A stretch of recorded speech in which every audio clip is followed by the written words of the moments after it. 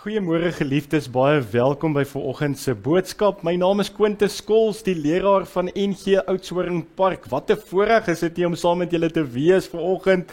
Mag die Here werklik hierdie samesyn, hierdie saam wees kom seën uit die woord uit.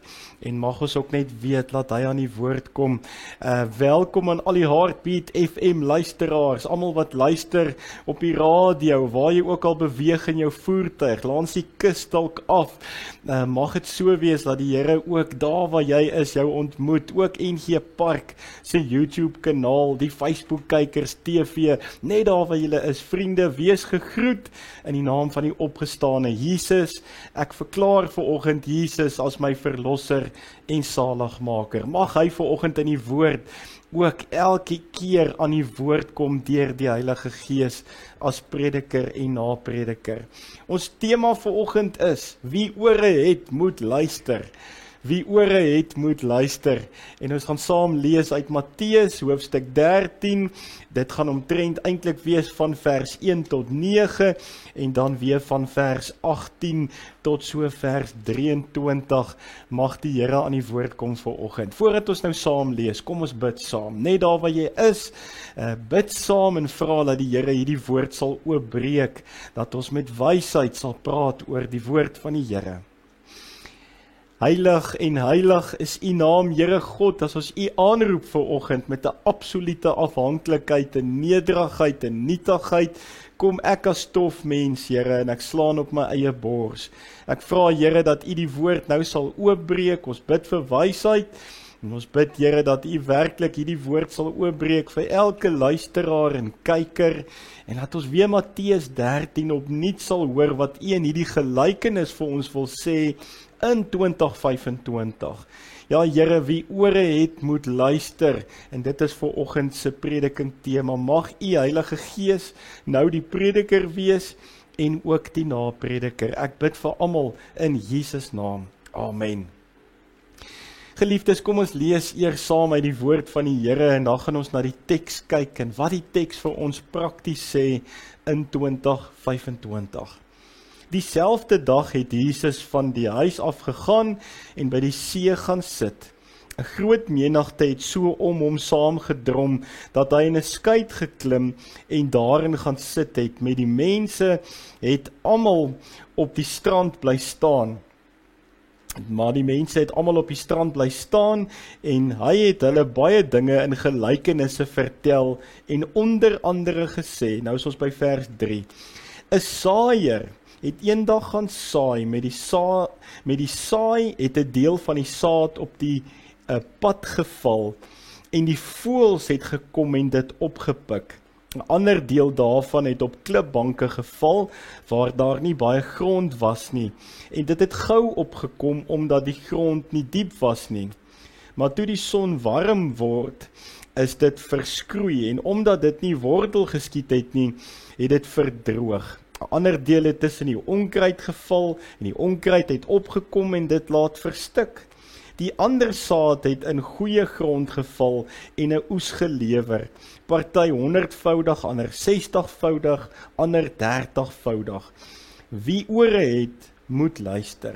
Dis Matteus 13 vers 1 tot 9, die gelykenis van die saaier. Vanoggend se tema, wie ore het, moet luister.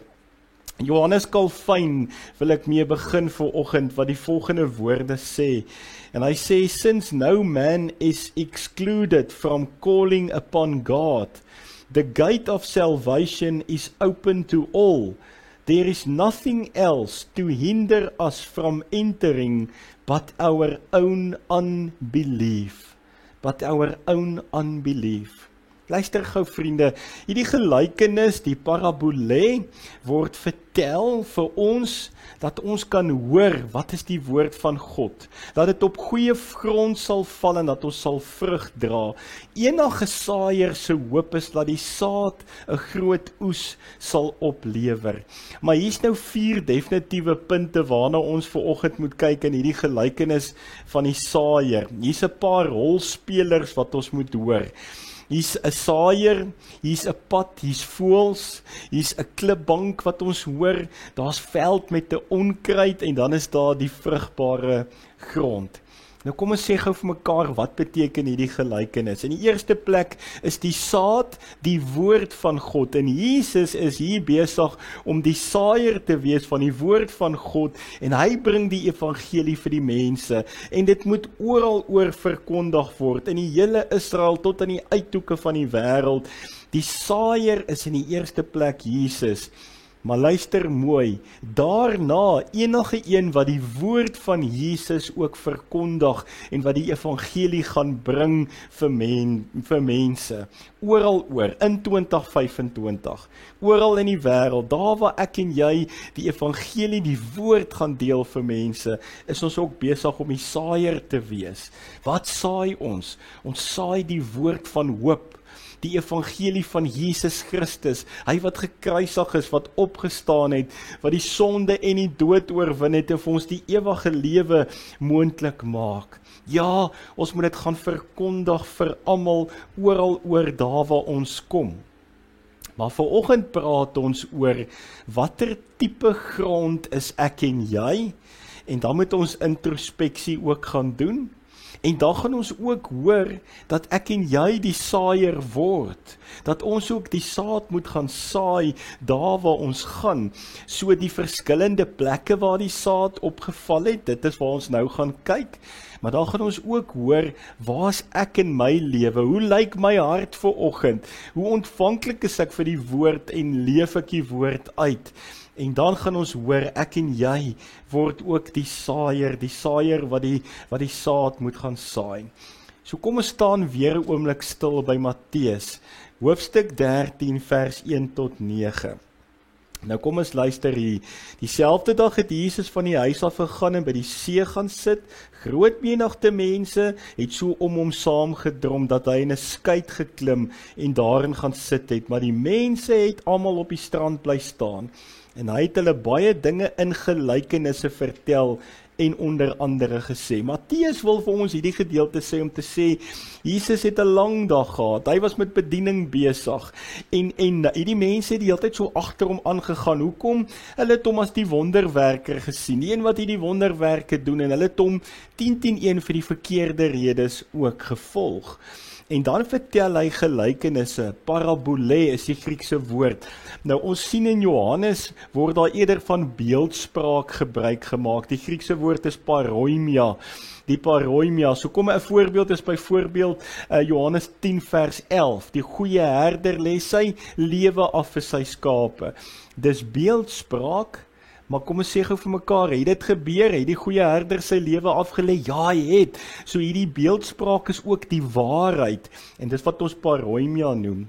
Maar in die sinoptiese evangelies hoor ons die parabole, die gelykenisse wat vertel word, en daarom is Matteus pertinent hier as hy sê, hy het hulle baie dinge in gelykenisse vertel. So met ander woorde, 'n gelykenis is 'n storie, dis 'n narratief, dis soos byvoorbeeld die verlore seun. Het die verlore seun ooit bestaan in Lukas 5? Nee, hy het nie bestaan nie, maar dis vir ons so eg en so waar, dat ons amper dink wat daar moes 'n verlore seun gewees het in Lukas 15. Nee, dis ook 'n gelykenis wat vertel is. En dat ons 'n goue les uit hierdie verhaal hoor. Hoekom? Want ons almal is eintlik maar ergens die verlore seun wat moet huis toe kom en wat na God toe moet teruggaan, en daarom heg ons so waarde aan hierdie goue les wat deur die eeue vas staan tot in 2025. So nou word gelykenisse vertel, en hierdie gelykenis spesifiek word vertel om vir ons in 2025 te kom sê, hier is die goue les, God se Vaderhart, dis wat hy wil hê, wie ons moet wees en wat ons moet gaan doen.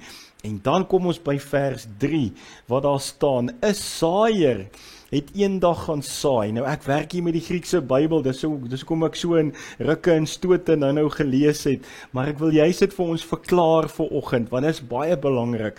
'n saaier wat dan nou op Jesus wys. Hy het hulle beeldryke verhale vertel, narratiewe stories vir hulle vertel, en hy sê, kyk, 'n saaier het eendag gaan saai. So Jesus is dan nou daai saaier. Met die saai het 'n deel van die saad op die pad geval. En dan sê hy, en die voëls het gekom en dit opgepik. So ons staan by die eerste punt stil vanoggend en sê, waar is hierdie pad? Nou kom ons veronderstel, ons dink in ons koppe gou, dis soos 'n teerpad. Daar groei niks op daai teerpad nie, dit val op hierdie pad, dit is letterlik daai mense, hulle hoor die woord van God, dit gaan by hulle een oor in en by hulle ander oor uit, dit traak hulle nie, hulle worry nie daaroor nie, hulle hoor dit beteken vir hulle absoluut niks, en die voëls word vergelyk met die duiwel, want die duiwel kom en hy pik hierdie mense gou op. Nou vriende, luister gou mooi. Ons het gepraat laas week so oor die breë weg en die smal weg, en ons het bietjie al stil gestaan en gesê, maar daar's God se speelveld en die wêreld se speelveld, en as jy so met jou een voet in die wêreld leef en een voet in die kerk, een voet by die Here leef, waarmee is jy besig en waar bevind jy jouself? So jy word maklik 'n prooi vir die voëls om jou op te pik as jy met sonde besig is. As jy heeltyd met die sonde bly handel en wandel en jy doen wêreldse dinge, so jy's nog nie in die gees nie, maar jy's nog steeds leef jy in die vlees. Met ander woorde, hierdie mense op die pad, die teerpad, hulle hoor die woord van die Here, maar dis nie vir hulle die moeite werd nie. Hulle hoor dit, hulle kies om dit nie te aanvaar nie, en dan kom die voëls, en die voëls kom dadelik, en kom pik hierdie mense op. Ek wil amper dit so verduidelik en sê, hulle het hartvogtige harte. Johannes Calvin gaan so 'n bietjie verder, en hy sê, die mense se hart is van nature geneig om die woord van God te verwerp. Sonder die Heilige Gees kan niemand die woord reg begryp nie. Een van die kommentare, Matthew Henry, skryf en sê, die duiwel is soos 'n voël wat gereed sit om die saad van die evangelie uit mense se harte te steel, sodat hulle nie gered kan word nie. Die duiwel sit gereed op hierdie speelveld, en as jy die hele tyd met die sonde gaan besig wees, en jy's nog 'n wêreldse mens, dan gaan hierdie saad wat gesaai word, het sy deur 'n preek of 'n predikant of YouTube of Facebook of waar jy ook al dalk na die radio luister, jy hoor dit, dis by een oor in en by 'n ander oor uit. Vriende, ons moet pas op hiervoor, dat ons nie mense is wat se harte so hard is soos 'n teerpad nie. Is ons besig met God se dinge, hoor ons die woord en gaan leef ons dit uit, met ander woorde? Is ons oop om die woord van God te hoor en dit prakties te gaan uitleef? Ek wil so 'n voorbeeld of wat noem. Ons is so besig met ons selfone, het julle al gehoor en gekyk en gesien as jy net in 'n restaurant sit of waar ook al, mense is met sosiale media en afleidings besig. Is vir my altyd so interessant, mense gaan eet uit en dan sit almal met fone in hulle hande. Ek weet nou nie of hulle vir mekaar sit in WhatsApp stuur of Instagram of Facebook of wat ook al nie, maar ons sit voor mekaar in 'n restaurant en mense praat nie meer met mekaar nie.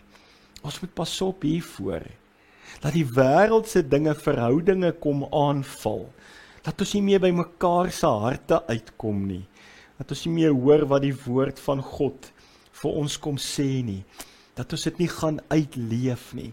Is jou hart hartvogtig, dan kom bid ek dat jou kliphart sal verander vanoggend, dat jy die woord van die Here sal hoor en dit sal inneem en dit ook jou eie sal maak. En vriende, dan hoor ons die uiteinde van die hartvogtige mense se harte is die hel. Ons hoor dit in 2 Korintiërs 5 waar Paulus kom sê, maar ons almal gaan regverdig geoordeel word en ons almal gaan voor die regterstoel staan. Ons hoor dit weer in Romeine 14. Ons hoor dit deurgaans dat daar wel 'n dag van toring gaan wees. En dan gaan ons voor die regterstoel van God verskyn. En die vraag is, waar staan ek en jy dan? Het ons hierdie hartvogtige teerpad hart gehad, die woord van God gehoor en ons glad nie daaraan gesteer nie? Dan vriende, kom ons by die tweede gedeelte. Nou het ons in die eerste gedeelte gehoor daar in vers 3 en 4, die voëls het dit opgepik. Vers 5, 'n ander deel daarvan het op die klipbanke geval, waar daar nie baie grond was nie, en waar daar nie baie grond was nie, en dit het gou opgekom, omdat die grond nie diep was nie. So dit val op die klipbanke, dit kom gou op, so dis mense basies wat die woord van God gehoor het, die klipbanke beteken eintlik mense aanvaar die woord van God gou, hulle sit ergens in 'n kerk of hulle hoor die woord van God, hulle aanvaar dit, hulle kom tot bekering, maar dit is in vlak grond, daar word nie water by hierdie grond gegooi nie, hierdie saad het nie wortel geskiet nie, en dan ewe skielik verdroog dit en gaan dit dood. Hoekom? Want as die moeilikhede in die lewe dan kom by hierdie mense, dan gooi hulle God heeltemal weg, of gee God die skuld en sê ek is klaar met die Here, ek wil nie 'n pad stap nie. So hierdie saad is op klipperige plekke waar dit geval het, en dit het nie diep wortel geskiet nie.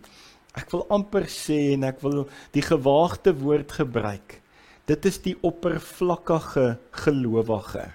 Die oppervlakkige gelowige wat momenteel gelowig is.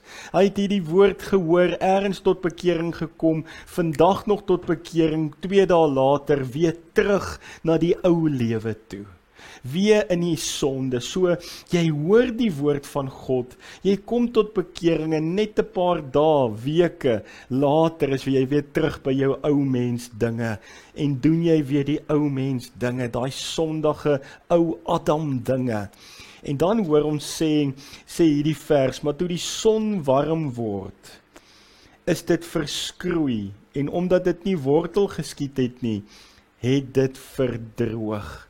Met ander woorde, vriende, ons hoor hierdie mense is die mense wat die blydskap van die evangelie gehoor het en dit selfs aanvaar het, maar toe beproewing en vervolging oor hulle pad kom, toe gooi hulle die Here net een kant en hulle gooi alles weg. Nou Charles Spurgeon sê dit so mooi, baie mense word deur emosie gedryf, maar as die eerste storm van beproewing kom, wys dit dat hulle wortels nie diep is nie.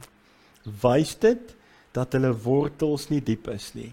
Augustinus het gesê, ware geloof word nie gemeet aan hoe dit begin nie, maar of dit staande bly in moeilikheid. Of my geloof gaan staande bly ten spyte van. God is good all the time. Kan ons dit bely? Kan ons dit sê? Met ander woorde, hierdie klipbankmense is die mense wat 'n inspirerende boodskap hoor of 'n geestelike ervaring gehad het. Maar wanneer daar swaar kry kom, verdwyn hulle en dan raak hulle krities teenoor kerk, teenoor God en teenoor almal wat van kerk sou praat of van God gaan praat. Vriende, dis omdat hulle nie diep in Christus gewortel is nie, want deur die woord en deur die Gees kom die Here en hy praat met ons en ons moet vas bly staan in ons geloof. Dis die klipbankmense. Kom ons lees 'n bietjie verder wat daar staan. En dan staan daar in vers 7 geskryf. Ons is nou klaar met die klipbankgelowiges, die klipbankmense. Die derde groep mense, ander dele tussen die onkruid geval. Eintlik staan in die Griekse vertaling hier voor my tussen die doringplante, tussen die dorings geval. En dit het onkruid laat opkom, en die onkruid het opgekom, en dit het laat verstik. Die onkruid het opgekom, en dit het begin verstik. Dis letterlik wat daar geskryf staan, ook in die Grieks. Nou, kom ons hoor gou hierdie saad tussen die onkruid. So met ander woorde, hierdie saad is nie dood nie, hulle het ook opgekom, maar hulle dra nie vrug nie. Hulle het begin verstik tussen die onkruid. So dis mense wat 10-1 Sondag in die kerk sit, maar in die week in die wêreld so leef asof hulle wêreldse mense is. So dis daai twee speelvelde, God se wil, wat God wil hê, God se speelveld, wat sy plan vir jou lewe is, en dan wat die wêreld en sy verleidelikhede, die Griekse woord is peirasmos, die versoekings wat die wêreld vir jou kom gee. En dan leef ons so in hierdie wêreld, wêreld dat ons heeltemal vergeet van God. En dan kom ons weer Sondag terug voor die kerk en gaan sit in die bank en ons hoor die woord en sê maar hiermee stem ek saam. So hulle is in die wêreld, maar hulle wil ook in God wees. Hierdie mense wat so as tussen die onkruid leef, word ergens deur die dorings van hierdie lewe opgeraap. En hierdie dorings verstik hulle so, dat hulle nie kan vrug dra nie. En dis ongelukkig wat gebeur, vriende. Ek skryf so 'n paar dinge hier neer. Die probleem is, hierdie mense fokus op die sorge van die lewe. Natuurlik moet jy rekeninge betaal. Jy het dalk 'n huispaaiement en jy het 'n besige weksprogram. Maar baie keer kom ons nou so by oorlewing uit. Ek praat in die week met 'n ou wat vir my sê, Dominee, ek is in survival mode. Ek is in 'n oorlewingstyd in my lewe, so ek moet net werk die hele tyd om kos op die tafel te kan sit. Daar's geen reservetyd vir my om te kan dien by die kerk nie. Daar's geen reservetyd om vir mense van die Here te kan vertel nie. Ek gaan net werk toe, huis toe, eet, slaap, weer werk toe. En ek het baie empatie gehad met die broer toe hy dit vir my gesê het. Maar vriende, dit beteken dat ons dan in die onkruid die hele tyd wandel en nie tyd maak vir God nie. Luister mooi, dat ons nie tyd maak vir God nie. Matteus 6, as ons so vers 31 tot 33 lees, hoor ons, soek allereers die koninkryk van God. Soek allereers die koninkryk van God. En daarom is dit belangrik om te hoor dat die wêreldse bekommernisse en verleiding en rykdom baie maklik ons kan laat verstik in ons geloof. John Piper het hieroor gepraat en hy sê, een van die grootste bedreigings vir 'n Christen, vir die Christense geloof, is nie openlike afvalligheid nie, maar 'n stadige verstikking deur wêreldse dinge. Nie dat ons openlik afvallig raak van God af nie, maar dat ons 'n stadige verstikking deur wêreldse dinge het. Een van die grootste bedreigings vir 'n Christense geloof is nie openlike afvalligheid nie, maar 'n stadige verstikking. Vriende, as ons dit kom hoor, dat ons sit in die kerk, maar ons is so in die wêreld die hele tyd in 'n week, en wat gaan dan in my geloofslewe aan? Het ek nog tyd vir my godsdiens in 'n dag? Maak ek privaat Bybelstudie tyd saam met die Here? Doen ek lofprysing en aanbidding en is ek besig met 'n verhouding met die Here? Baie Christene is ongelukkig vasgevang in hierdie strewe na sukses en geld en gemak. En dan het hulle absoluut by 'n versmoring uitgekom en groei nie geestelik nader aan God nie. En my vraag net vir die mense wat tussen die onkruid leef, en wat werklik so verstik word deur die onkruid, hierdie dorings wat tussen hulle gaan leef. Dis die mense, myns en siens, wat 'n verdeelde hart het. En my vraag is net, hoekom is God nie jou eerste prioriteit nie? Hoekom is God nie jou eerste prioriteit in jou lewe nie? En dan sluit hierdie teks af en hy kom by die mooi gedeelte. Hy sê, die ander saad in vers 8 het in goeie grond geval en 'n oes gelewer. Party 100voudig, ander 60voudig en ander 30voudig. Wie ore het moet luister. So, luister mooi, jy kan nie wiskunde doen om geloof te meet nie. Daar's nie 'n wiskundige formule om die werking van die geloof te meet en te verstaan watter impak en watter gevolg het dit nie. 30, 60, 100voudig nie. Maar luister, hierdie saad het op goeie, vrugbare grond geval. En dit was die saaier se bedoeling nog die hele tyd, laat die saad op vrugbare grond val. Hoe lyk mense waar daai saad geval het? Dis die mense wat vrug dra. Dis die mense wat God se wil doen. Dis die mense wat besig is met die vrug van die Gees. En jy kan dit duidelik sien, hulle harte is ontvanklik vir die woord van God. Hulle hoor dit, hulle verstaan dit, hulle neem dit in en hulle gaan doen iets prakties daaromtrent. Hulle gaan leef dit uit. Ja, vriende, As ons vanoggend net kan sê, Here, maak my hart dat ek vrugbare grond sal wees, dat ek sal hoor en doen. Dat ek dit sal gaan uitleef, dit wat U van my kom vra. Ons hoor die woord, ons verstaan dit, ons groei nader aan die Here en dan het ons 'n lewe van gehoorsaamheid aan God. Jonathan Edwards praat hieroor en Jonathan Edwards sê, ware geloof word bewys deur 'n lewe wat blywende vrug dra. Dis ware geloof. Die vrugbare grond dra vrug en hy skiet op en hy dra vrug en jy word die saaier wat ook nou gaan saad saai in 'n wêreld wat dit duidelik nodig het. Dit word 'n blywende vrug wat gedra word. Die bekende teoloog Herman Bavinck wat gesê het dat wedergeboorte, 'n wedergebore hart, 'n bewys is van God se werk. Die goeie grond is nie 'n natuurlike toestand van die mens nie, maar 'n gevolg van genade. Absoluut genade.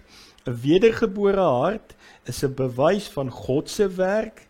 Die goeie grond is nie 'n natuurlike toestand van die mens nie. Ons hoor die mens wil graag met die teerpad besig wees, graag daar by die onkruid of die klipbonk dinge, die wêreldse dinge besig wees, maar laat dit 'n gevolg is van God se genade. Ons moet die Gees toelaat, dat hy in ons harte kan werk. As jy onder die geklank van die woord kom, as jy 'n preek kyk of luister, as jy Bybelstudie doen en jou woord lees, radio, TV, waar ook al, dat jy sê, Here, wat wil U vandag vir my sê? Laat ons 'n gees sal hê wat 'n teachable spirit is. Dat ons sal luister na die woord van God. En nie net maak of ons ook alles weet nie, dat ons die woord sal hoor, en dat dit ook 'n verskil in ons eie lewens sal bring. Met ander woorde, broer en suster, laat ons ook introspeksie sal doen. Ons wat nou vanoggend dalk maklik kan sê, nee dominee, hierdie is maklik, ek is by die vrugbare grond, dis waar ek is. Vriende, laat ons die woord werklik bestudeer. Laat ons sal bid, en laat ons 'n verskil sal gaan maak in ons gemeenskappe, dat ons gestuurdes sal wees en sê, is ons barmhartig, het ons sagte oë, het ons empatie, het ons genade, het ons liefde. Toets jouself en sê, wat sou Jesus doen? Hoe het Jesus mense hanteer? En daarom is selfondersoek vanoggend so nodig. My vraag is, watter tipe grond is ek en jy? En mag die Here ons gebruik, dat ons op vrugbare grond sal wees vanoggend en sê, Here, ek is ontvanklik, Here, stuur my, gebruik my, sodat ek ook weer die saad kan gaan saai, en sodat die wêreld kan hoor, daar's hoop in die opgestane Jesus. Mag ons as hoorder vanoggend luister. Daarom die preektema, wie ore het moet luister, sê Jesus. As jy die woord hoor, as jy die evangelie hoor, moet jy luister, sodat jy dit kan gaan toepas. Ek bid vir ons almal vanoggend, dat ons ontvanklik sal wees. Elke keer wanneer ons 'n stukkie of 'n teks net lees uit die woord uit, wanneer ons 'n preek hoor, onder die geklank van die woord kom, Here, wat wil U vir my sê? Laat ek dit gaan uitleef. Kom ons maak God die nommer 1 prioriteit in ons lewens. Ek bid dit vir julle en mag julle in hierdie week nie net in 'n oorlewingsstrategie wees nie, maar werklik ons prioriteite so maak dat God die middelpunt sal wees. En dan al die ander dinge daarna. Ek bid vir julle in Jesus naam. Amen. Here, ons word so vanoggend getoets om te hoor of ons harte op die regte pad is. Is ons harte op 'n teerpad, 'n harde pad? Is ons geloof oppervlakkig, dat ons dalk op 'n klipbank is? Of is ons daar deel van die onkruid? Word ons versmoor deur die dorings van hierdie wêreld, Here?